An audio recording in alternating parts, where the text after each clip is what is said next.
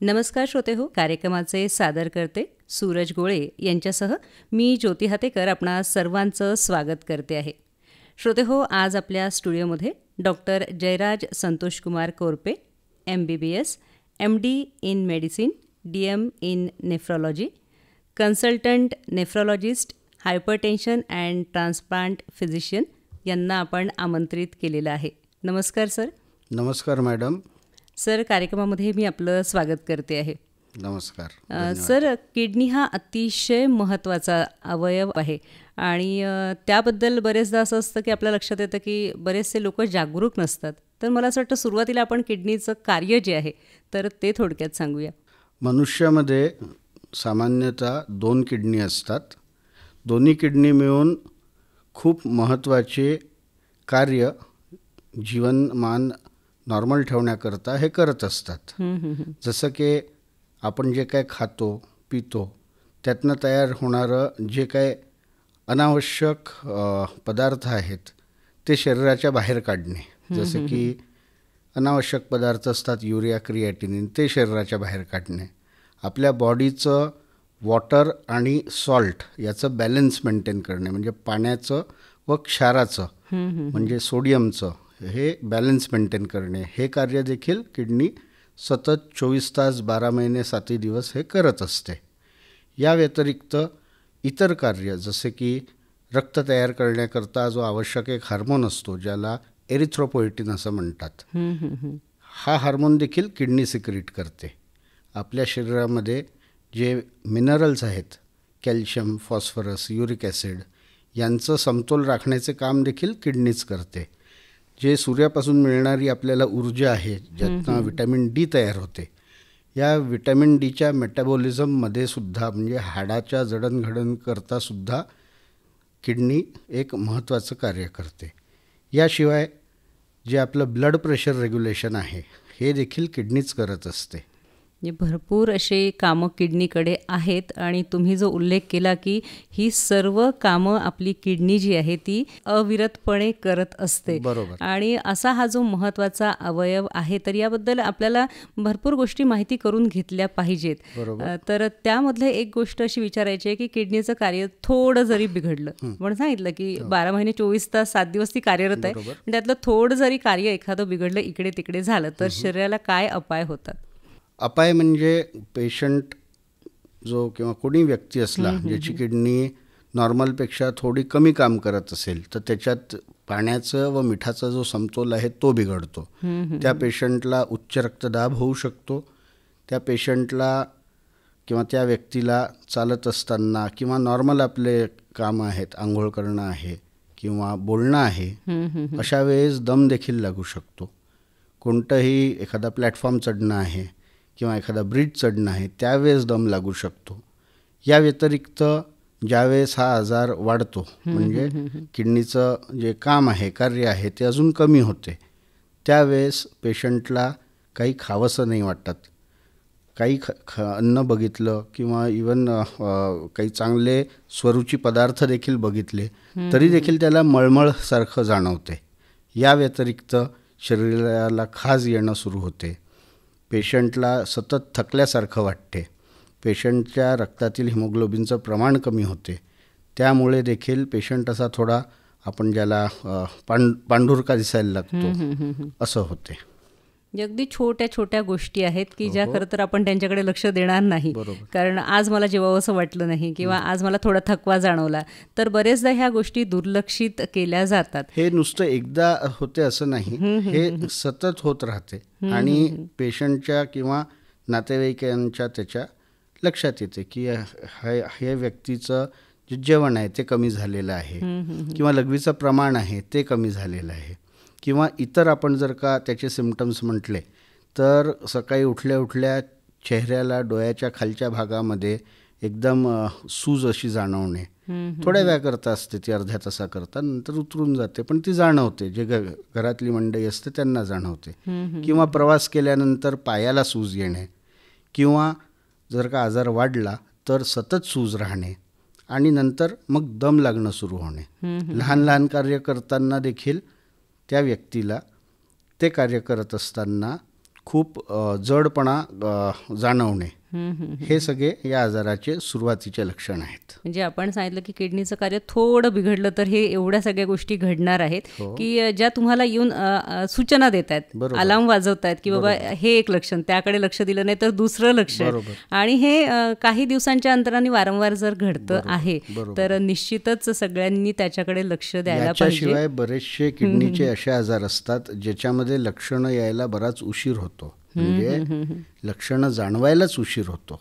त्याच्यामध्ये त्या व्यक्तीचा किंवा त्याच्या कुटुंबाचा काही दोष असतो असं नाही.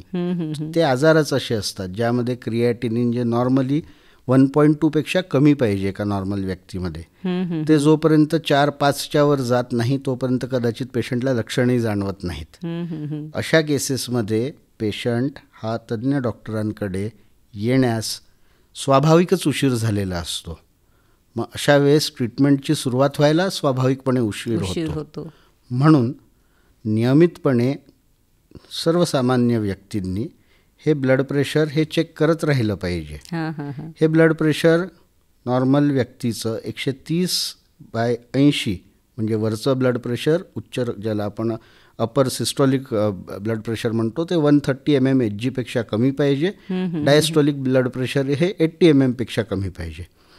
व त्यात देखील 40 वर्षाच्या पेक्षा कमी वयातील व्यक्ती असेल आणि त्याला जर का उच्च रक्तदाब हा डॉक्टरकडे गेल्यानंतर जाणवत असेल किंवा वारंवार डोकेदुखी होत असेल आणि म्हणून डॉक्टरकडे गेले आणि BP जाणवलं 170-180 असेल, तर नक्कीच त्यांनी किडनीच्या इतर टेस्ट करून पाहिल्या पाहिजे. जसं की युरिन रुटीन मायक्रोस्कोपी आहे किंवा सिरम क्रिएटिनिन आहे, युरिन अल्ब्युमिन क्रिएटिनिन रेशिओ आहे, या सगळ्या टेस्ट आहेत. परत पोटाची सोनोग्राफी आहे. या सगळ्या टेस्ट्सवरनं आपल्याला हा आजार शोधण्यामध्ये एक लवकर आपण शोधू शकतो व त्याच्यावरती लवकर उपचार देखील सुरू करू शकतो. बरेचदा BP वाढल्यामुळे किंवा शुगर वाढल्यामुळे, मधुमेह खूप वाढल्यामुळे डोळ्याचा जो पडदा असतो ज्याला आपण रेटायना म्हणतो, त्याच्यामध्ये हे चेंजेस सर्वात अगोदर जाणवतात. म्हणून नियमित डोळ्याची देखील तपासणी तज्ज्ञ रेटायनल सर्जनकडनं किंवा ऑफ्थॅल्मिक सर्जनकडनं केली पाहिजे. व तसे जर का त्याच्यामध्ये चेंजेस जाणवले तर त्वरित किडनी रोग तज्ज्ञाकडे तो पेशंट रेफर झाला पाहिजे. नुसतं BP वाढलं आहे, BPच्या गोळ्या घेतल्या आठवडाभर, महिनाभर आणि पुढच्या काही तपासण्या नाही केल्या तर आपण हा आजार शोधण्यास उशीर करतो आहोत. म्हणजे that is the earliest opportunity ज्यावेळेस आपण हा आजार पिकअप करू शकतो आणि योग्य ती ट्रीटमेंट लवकर सुरू करू शकतो.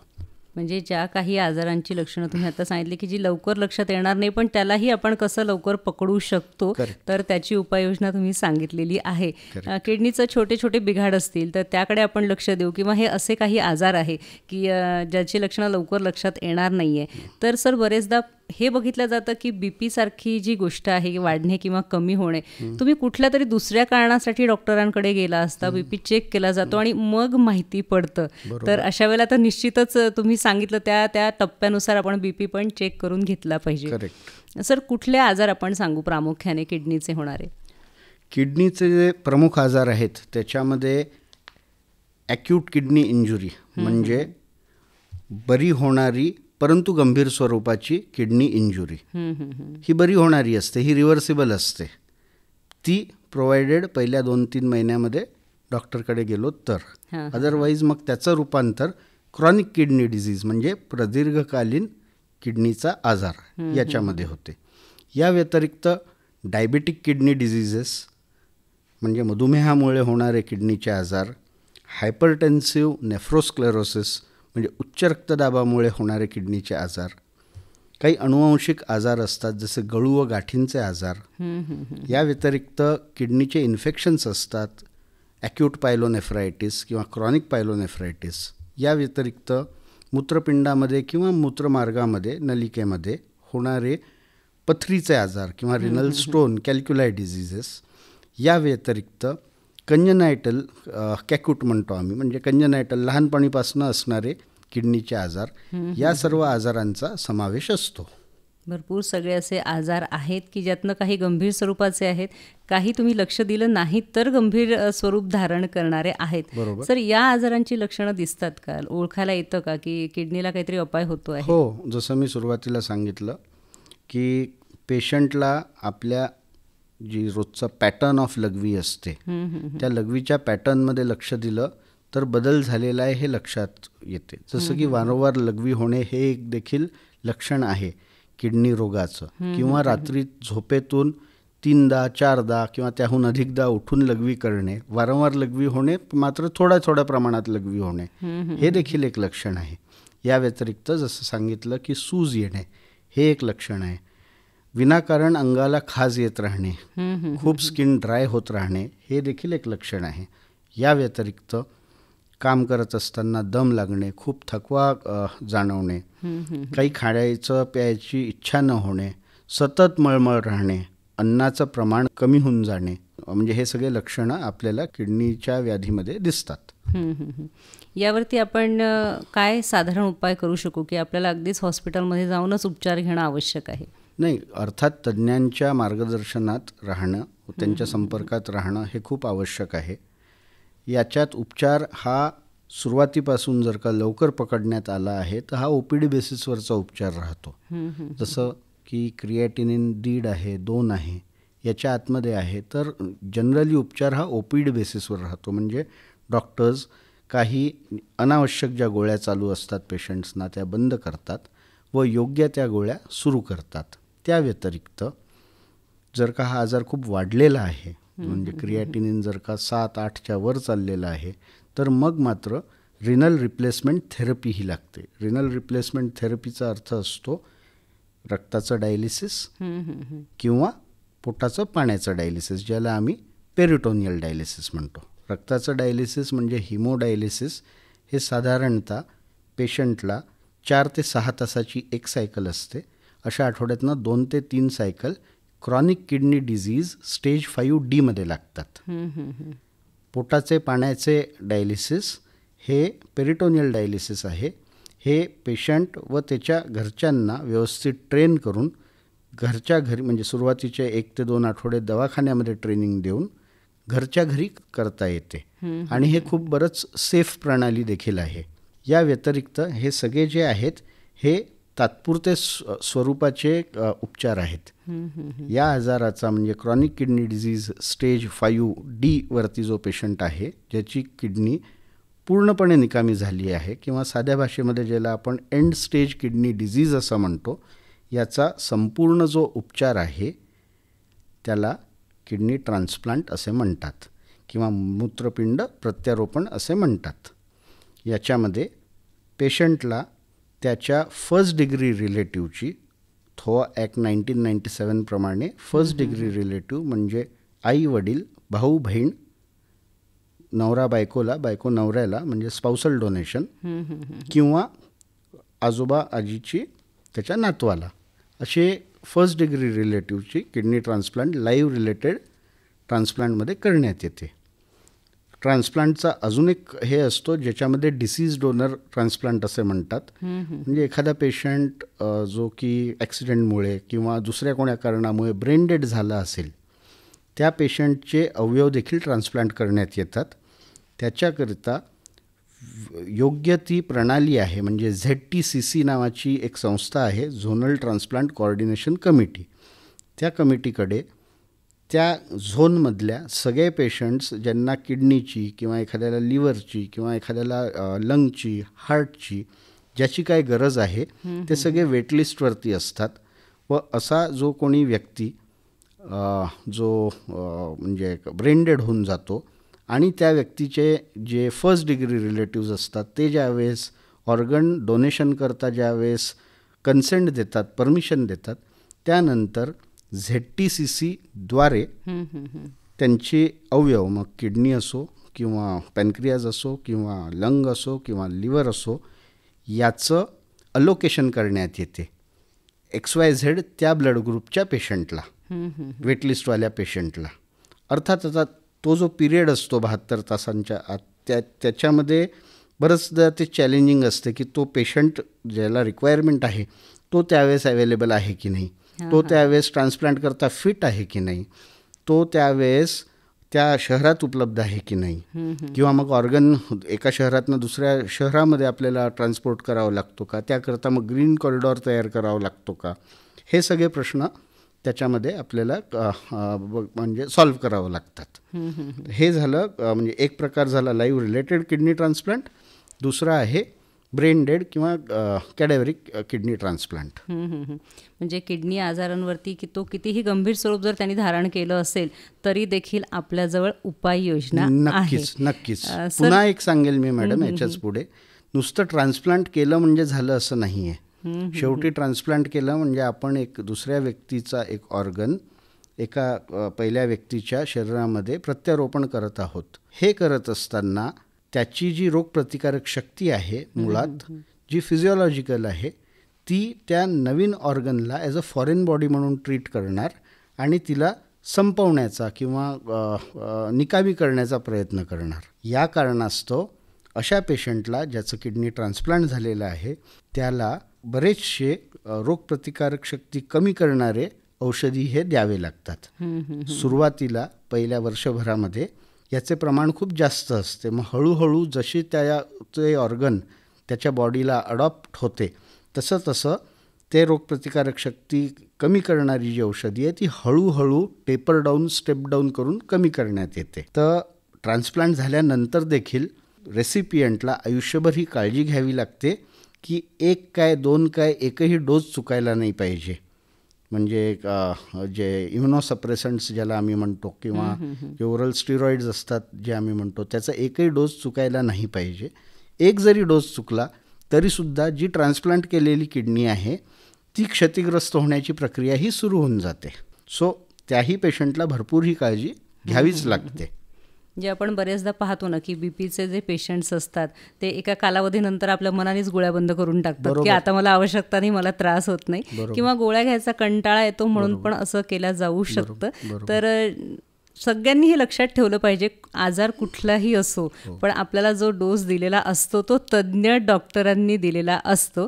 त्यामुळे त्याच्या बाबतीत आपण स्वतः कुठलंही डिसिजन घेऊ नये. आणि गोळ्या कमी होतात परंतु त्या पेशंटची तब्येत बघून ह्या ठरवायला लागतात. म्हणून मग रेग्युलर आणि कंटिन्युअस फॉलोअपचं महत्त्व आहे. म्हणजे असे कित्येक पेशंट आहेत ज्यांना 20 वर्ष 25 वर्षापासून बीपीचा किंवा शुगरचा आजार आहे पण तो कंट्रोल्ड असल्यामुळे त्यांना इतर जे बीपी आणि शुगरमुळे होणारे कॉम्प्लिकेशन्स आहेत ज्यातील एक आहे क्रॉनिक किडनी डिझीज किंवा इतर आहे एखादा रेटायनोपॅथी आहे किंवा एखादा कार्डिओमेगॅली आहे, हे कोणतेच आजार त्यांच्यात होत नाहीत किंवा आपण हे टाळू शकतो. हे सगळे कॉम्प्लिकेशन्स कधी जर का तो पेशंट नियमित गोळी औषधं घेत असेल आणि रेग्युलर फॉलोअप तज्ज्ञांकडे करत असेल तर. मोठमोठाले जे आजार आहेत त्यापैकी तुम्ही आता सांगितलं काही वेळेला डायलिसिस द्यावं लागतं आणि हा जो शब्द आहे हा ऐकला कीच धडकी भरते बरेचदा आणि असा विचार केला जातो की आता डायलिसिस म्हणजे आता पेशंट संपणार आहे. तर याबद्दल थोडं मार्गदर्शन करा, ही भीती त्यांच्या मनातली कमी झाली पाहिजे. खूप छान प्रश्न आहे मॅडम. जसं की मी सुरुवातीलाच आपल्याला सांगितलं की किडनीचे आजार हे 2 प्रकारचे असतात. एक असतो तात्पुरत्या स्वरूपाचा परंतु गंभीर प्रकारचा किडनीचा आजार ज्याला आम्ही ॲक्यूट किडनी इंजुरी असे म्हणतो. ॲक्यूट किडनी इंजुरीमध्ये लागणारं जे डायलिसिस आहे ते तात्पुरत्या स्वरूपाचं असते. म्हणजे जोपर्यंत त्या किडनीचं फंक्शन एकदम कमी झालेलं आहे तिला आपण फक्त सपोर्ट करून तेवढ्या काळाकरता आपण सपोर्ट करून किडनीचं फंक्शन नॉर्मल होईपर्यंत डायलिसिस देतो. परंतु क्रॉनिक किडनी डिझीज जर का असेल ज्याला मेंटेनन्स डायलिसिस असं लागते त्या व्यक्तीचं जोपर्यंत ट्रान्सप्लांट होत नाही तोपर्यंत ते आठवड्यातनं 2दा किंवा 3दा त्यांना घ्यावं लागते. डिपेंडिंग पेशंटचा बॉडी मास इंडेक्स किती आहे, त्याचं वेट कसं आहे, त्याचं युरिन आउटपुट कसं आहे, हे सगळे पॅरामीटर्स बघून सायकल्स त्याच्या ठरवण्यात येतात. आजकाल म्हणजे with the advent of science रक्ताचं म्हणजे हिमोडायलिसिस हे देखील खूप सेफ झालेलं आहे. म्हणजे आपण जर का 1980-90च्या दशकात जर का बघितलं त्या काळात असणाऱ्या मशीन्स आणि त्यानंतर झालेला सायन्समधला ॲडव्हान्स आणि आताच्या उपलब्ध असणाऱ्या डायलिसिसच्या मशीन्स याच्यामध्ये खूप जास्त फरक आहे. भरपूर गोष्टी ऑटोमेटेड आहेत, भरपूर गोष्टी या आम्ही मॅन्युअली कंट्रोल करू शकतो. मॉनिटर्सवरती आम्हाला आमच्या इवन मोबाईलवरती सगळी इन्फॉर्मेशन येत राहते आणि त्याप्रमाणे चालू डायलिसिसमध्ये देखील जे काय चेंजेस करायचे आहेत जेणेकरून पेशंटचं डायलिसिस हे सेफली होईल, त्याला डायलिसिसमध्ये काही त्रास होणार नाही, याचं मॉनिटरिंग डॉक्टर्स कंटिन्युअसली करू शकतात. आजकाल जी म्हणजे बरीच दुसरी जी सोपी पद्धत आहे ज्याला आम्ही पेरिटोनियल डायलिसिस असं म्हणतो किंवा CAPD कंटिन्युअस ॲम्ब्युलेटरी पेरिटोनियल डायलिसिस, हे पोटाचं पाण्याचं डायलिसिस आहे. हे हिमोडायलिसिसपेक्षा अजून सेफ आहे. याच्यामध्ये खूप रॅपिड फ्लुइड शिफ्ट्स होत नाहीत. स्लो संथ गतीने करण्यात येणारी ही डायलिसिसची प्रणाली आहे. याच्यामध्ये फक्त पेशंटचे म्हणजे जे कोणी नियर अँड डिअर रिलेटिव्ज असतात, घरातली मंडळी असते, त्यांना प्रॉपर ट्रेनिंग देण्यात येते आणि सुरुवात त्या डायलिसिसची देखील दवाखान्यातच करण्यात येते. पोटामध्ये पाणी सोडण्यात येते व 4 तासांनी 6 तासांनी 8 तासांनी ते पाणी काढून टाकण्यात येते. या प्रक्रियेला पेरिटोनियल डायलिसिस असं म्हणतात. त्याचे देखील जे फ्लुइड्स आहेत ते आजकाल खूप उच्च क्वालिटीचे आणि 0% बॅक्टेरियल इन्फेक्शन असणारे किंवा काही इन्फेक्शन नाही होणार असे असणारे आजकाल उपलब्ध आहेत. त्यामुळे जर का आपण गेल्या 3 दशकाआधीचा बघितला सिनॅरिओ वर्सेस आजचा बघितला, तर आजकाल बरेचसे असे पेशंट्स आहेत जे डायलिसिसवरती 8 वर्ष 10 वर्ष 12 वर्ष 15 वर्ष 22 वर्ष देखील चांगल्या प्रकारे जगू शकतात, प्रोव्हायडेड नियमित डायलिसिस घेऊन राहिले तर, प्रोव्हायडेड नियमित गोळ्या खाऊन राहिले तर, प्रोव्हायडेड फॉलोअप रेग्युलरली करून राहिले. परंतु जसं मी सुरुवातीलाच सांगितलं, यंग पेशंट्स असतील ज्यांचं आयुष्य नॉर्मल 40 वर्ष 30 वर्ष 50 वर्ष अजून बाकी आहे, अशा व्यक्तींनी डायलिसिस सुरुवात करावी व लवकरात लवकर ट्रान्सप्लांट करता स्वतःला म्हणजे सिद्ध करून घ्यावे. निश्चितच मला असं वाटतं एवढी विस्तृत माहिती जी तुम्ही सांगितलीत त्यामुळे डायलिसिसबद्दल ज्या काही शंका असतील, भीती असेल, ती सर्व श्रोत्यांच्या मनातून निघून गेलेली असेल. सर, हे आपण बघितलं की मोठमोठाले आजार झाले तर त्याच्यावर भरपूर आपण आता विज्ञानाने प्रगती केली आणि बरेचसे उपाय आहेत आणि चांगले असे उपाय आहेत. पण एक सामान्यतः आपण जेव्हा पाहतो की किडनीचे विकार होऊच नये तर त्यासाठी काय काळजी घेतली पाहिजे? असं आहे, बरेचशा ज्या गोळ्या असतात, औषधी असतात, या दुधारी तलवारीसारख्या असतात. त्या फायदा देखील करतात आणि प्रमाणाच्या बाहेर देण्यात आल्या तर त्या नुकसान देखील करतात. मग आपण बरेचदा बघतो की एखाद्या व्यक्तीचं काही डोकं दुखत असेल किंवा पाठदुखी खूप कॉमन आहे, पाठ दुखत असेल, ते मेडिकलवर जातात व दर्दनाशक किंवा पेनकिलरची औषधी घेतात. हे जर का पेनकिलरची औषधी वारंवार घेण्यात आली त्याच्यामुळे देखील किडनी ही निकामी होऊ शकते. याला आम्ही ड्रग इंड्युस्ड इंटरस्टिशियल नेफ्रायटिस असे म्हणतो. या व्यतिरिक्त आपल्याला म्हणजे आजकाल खूप सारे कॉस्मॅटिक आयुर्वेदिक स्किन प्रोडक्ट्स मिळतात आहे. आजकाल जो ट्रेंड सुरू आहे की फेसबुक, इन्स्टा, रील्स बनवणे वगैरे वगैरे, मग त्याच्यात फिल्टर्स वापरणे, ते फिल्टर्स नुसतं मोबाईलमधले न वापरता बऱ्याचशा तरुण मुलं मुली हे काही प्रोडक्ट्स यूज करतात. जे प्रोडक्ट्स ज्याच्यामध्ये मर्क्युरी कंटेंट असते, हे सिद्ध केलेलं आहे सायन्सनी की फेअरनेस प्रोडक्ट्स असतील ज्याच्यामध्ये मर्क्युरी कंटेंट असते, त्याच्यामुळे देखील मेम्ब्रेनस नेफ्रोपॅथी नावाचा किडनीचा एक नेफ्रोटिक सिंड्रोमसारखा म्हणजे भयंकर स्वरूपाचा आजार होतो.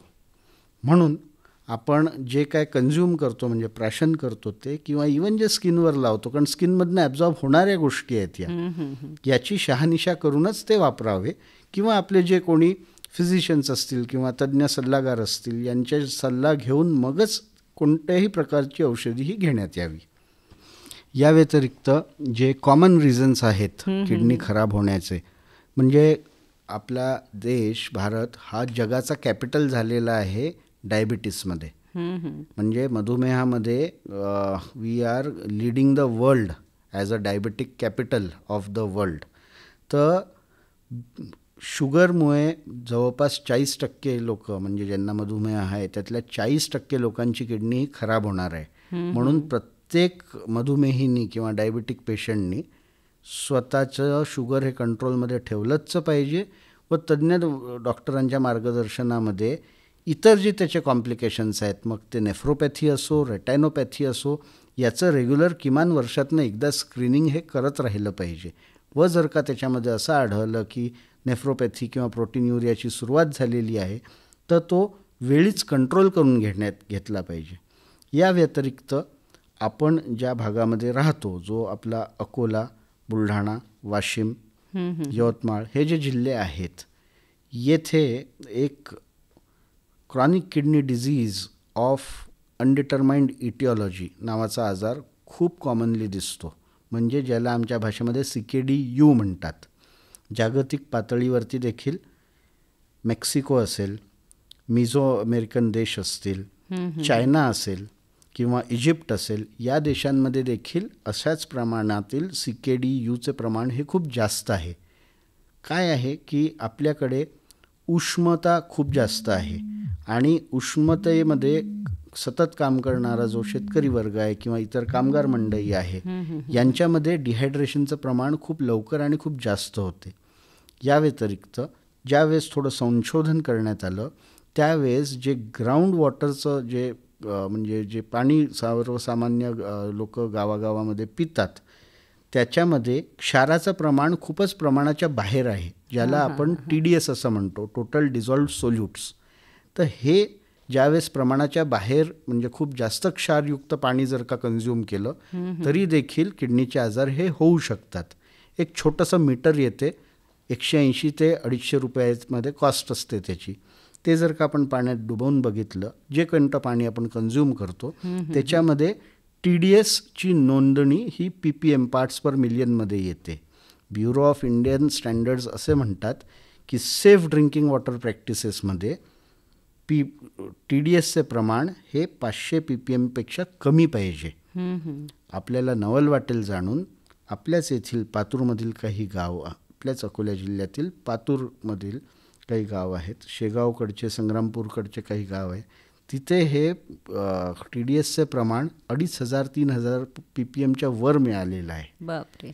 बरेचसे आता सरकारी योजनाही येऊन राहिलेले आहेत की गावोगावी ROचे फिल्टर्स बसवण्यात येत आहे व शुद्ध केलेलं पाणी हे म्हणजे ग्रामीण भागातील प्रत्येकाला उपलब्ध करून देण्यात येत आहे. हे एक महत्त्वाचं मला सांगणं. अतिशय महत्त्वाची अशी माहिती जी आहे तुम्ही ती आत्ता आपल्या श्रोत्यांना सांगितलेली आहे की काय असलं पाहिजे आणि आपण काय केलं पाहिजे, त्यावरती उपाययोजना आपण काय केली पाहिजे. सर, भरपूर अशी माहिती आजच्या कार्यक्रमामधून आज आपण आपल्या श्रोत्यांपर्यंत पोहोचवली आहे. जाता जाता काय संदेश द्याल आपण? संदेश म्हणजे निरोगी राहा, निर्व्यसनी राहा आणि ज्यावेळेस कोणताही नवीन लक्षणं दिसते किंवा सिम्पटम दिसतो त्यावेळेस त्वरित तज्ज्ञ डॉक्टरांकडून त्याची शहानिशा करून ट्रीटमेंट सुरू करा. बरेचसे किडनीचे आजार हे 90% कंट्रोल करता येतात आणि कंट्रोल इतक्या प्रमाणात असतो की पेशंट अगदी नॉर्मल आयुष्य जगू शकतो. क्वचित पेशंट्सना डायलिसिस हे लागू शकते. बरेचसे असेही पेशंट्स असतात ज्यांना किडनीचा आजार झाल्यानंतर देखील तो रिव्हर्सिबल असतो. ते अर्ली डिटेक्ट झाले, लवकर ट्रीटमेंट सुरू झाली तर त्यांना इतर जे बाकी कॉम्प्लिकेशन्स आहेत त्यापासून आपण वाचवू शकतो. एवढा माझा संदेश राहील. भरपूर पाणी प्या, किमान 2 लिटर तरी प्रत्येकाने पाणी हे पिलंच पाहिजे. आपण क्षारयुक्त प्रदेशात राहतो म्हणून पाणी हे सेफ पाहिजे पितांना. आणि तिसरं महत्त्वाचं, कोणाला मूत्रपिंडाच्या खडे वगैरे वारंवार होत असतील त्यांनी देखील 2च्या ऐवजी 2.5 ते 3 लिटर पाणी रोज प्यायलं पाहिजे. आपलं BP, आपलं शुगर हे कंट्रोलमध्येच असलं पाहिजे. किंबहुना ते होणार नाही याची आपण काळजी घेतली पाहिजे. आपल्याला माहिती आहे ओबेसिटीमुळे, ओव्हरवेटमुळे BP आणि शुगर हे होऊ शकते. मग नियमित वॉकिंग वगैरे केलं, आपल्या आहारावरती थोडा कंट्रोल ठेवला तर BP होणार नाही, शुगर होणार नाही. ते झाले नाही तर किडनीचा आजारच होणार नाही. एवढा माझा संदेश राहील. निश्चितच सर, आज आपण महत्त्वपूर्ण अशी जी माहिती आहे ती अतिशय सोप्या भाषेमध्ये आपल्या श्रोत्यांपर्यंत पोहोचवलेली आहे. त्यासाठी आकाशवाणी अकोला केंद्रातर्फे मी आपले आभार मानते आहे. मॅडम नमस्कार, धन्यवाद. आपणास व आपणा सर्व श्रोत्यांना गणेश चतुर्थीच्या, गौरी गणपतीच्या खूप खूप शुभेच्छा. नमस्कार.